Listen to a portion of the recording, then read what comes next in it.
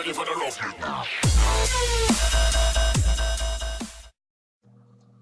So I really wanted to put some thoughts together and address some of the stuff that's going on. I apologize in advance for any mistakes in verbiage or pauses in my talking, but this whole gun thing, like, it's just, I can't let it go. And I need to make it a recording because it's a lot to type out. But I've been watching these videos and I've been watching these protests and these kids, even from Parkland High School, starting their whole activism now against this stuff. And I was listening to senators from Kentucky talk about like gun laws and all this stuff. And yeah, I don't disagree that we might need some regulations or some revisions in gun laws. But people really need to stop blaming an inanimate object for their problems. If you lay a gun on the table, it's not going to do anything. It's not going to jump up and automatically start shooting people. Why? Because there's no one wielding that gun.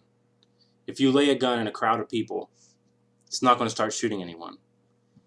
If you ask people to look at that gun, they're going to start fearing the people around that gun. They're going to start worrying who's going to grab that gun. Because it's the person, it's not the gun. That is the bottom line. And people are asking for solutions and what the problem is and all this stuff. Let me ask you something. Where were all the mass shootings 35 years ago? Kids took their guns to high school, shotguns, rifles. They took them straight into the classroom and showed them off to friends that they got for Christmas. They would drive them in their pickup trucks to school and leave them hanging in their back windows with their trucks unlocked. Nobody shot schools 35 years ago. There were 3 times as many guns per capita in the United States 35 years ago than there are now. Why were there no mass shootings? Well, I won't say no. There were probably some here and there, but not like there is today. More incomparable to the rest of the world. Because there are psycho people. They find a way to kill people if they want to kill people. And everyone wants a solution. Everyone wants to figure out what the problem is. I'll tell you what the problem is. The problem is the family. The foundation of family at home. That is a big part of the problem.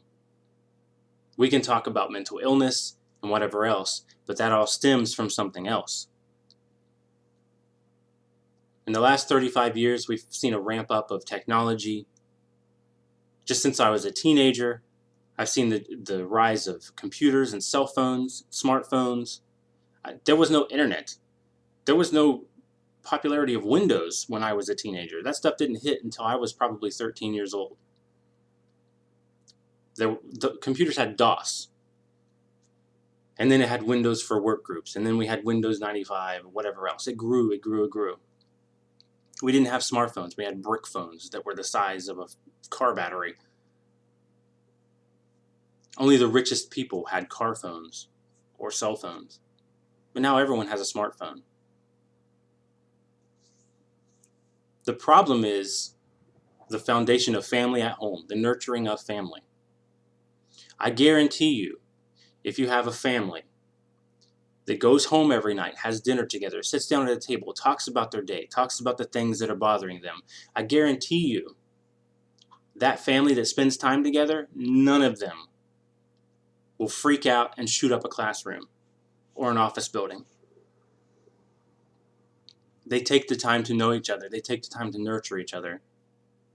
They have a connection as a family. They know they love each other. Those kids are not going to go psycho and go shoot up a classroom because they know their parents love them. They don't have any mental issues. There's no problem. But then you have this modern family. I'll give you the 2018 family. Dad's too busy at work because bills are just too high. He's trying to make ends meet. Mom's not working. So dad's at work working long hours. He's at the warehouse working long hours. He's driving truck, whatever he does. Long, long hours. Maybe he's a cop. That's a whole other subject.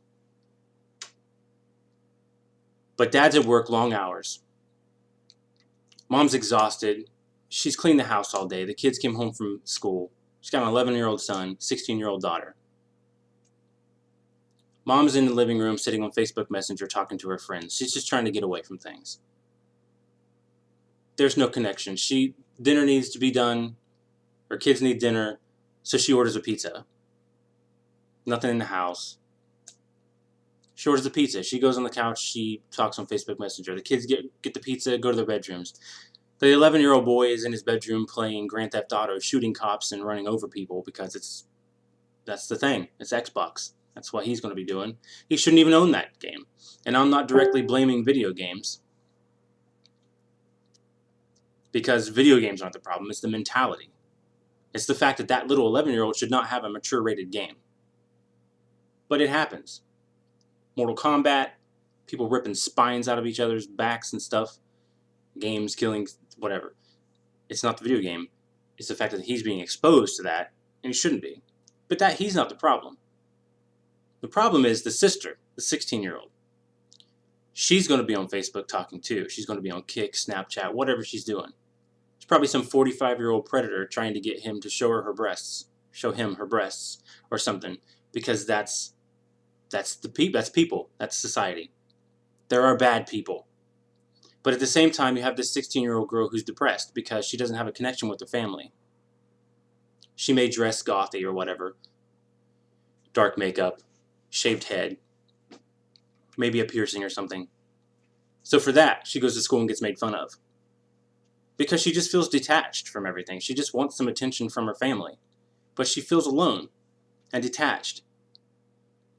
So all she can do is go home and find escape on the internet with friends. People she doesn't even know. Because no one wants to be friends with her because she's weird, quote unquote. But then that girl goes to school and she gets made fun of. She comes home, she's depressed, she can't talk to her family because her mom's got her nose in Facebook Messenger and her dad's not home and her little brother's playing Xbox. So she can't talk to anyone. So she goes to the internet.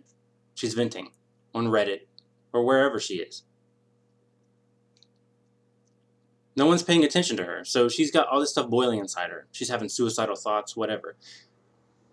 She finally does bring it to her parents' attention or whatever, and like, oh, well, maybe you're suffering from depression. So they take her to the doctor. The doctor prescribes some kind of medication that has some disclaimer that says you may have suicidal thoughts or thoughts of death. It's in the disclaimer of so many of these psychotropic drugs.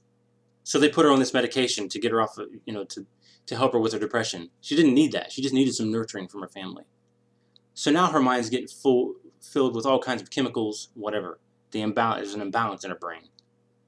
She didn't need that. So she goes to class. Someone makes fun of her. She snaps. She stabs him with a pencil. That's where it all begins. The problem in this country is the fact that people don't want to actually look what is responsible for the problem. They don't want to hold accountability for the problem. 35 years ago, families sat together. Even if it was in the living room with TV dinners, watching TV shows, they were still a family, connecting in some way. Now you don't do that. Nobody does that. They're too busy. The connection of family is the problem. There isn't one. And when you see families that are stable and do have that connection, those kids aren't going and shooting up classrooms. Those kids aren't stabbing their classmates. And you got all these people, these men out there, mass shootings, whatever. I do think pharmaceuticals and drugs have a big part of it. But every single one of those people that carry out these heinous crimes have some kind of past where they're disconnected from their family and also pumped full of drugs. Correlation may not be causation, but you have to look at the bigger picture and see what has changed over the last 35 years, because things like this didn't happen 35 years ago. And that is one of the biggest changes. The foundation of family, the foundation of nurturing, responsibility, accountability. That is the problem. It's not an inanimate object. It's not the NRA. It's not Donald Trump. It's not any of that stuff. It is the fact that we are failing our children and our society as human beings who respect each other and love each other and nurture each other. That is the problem.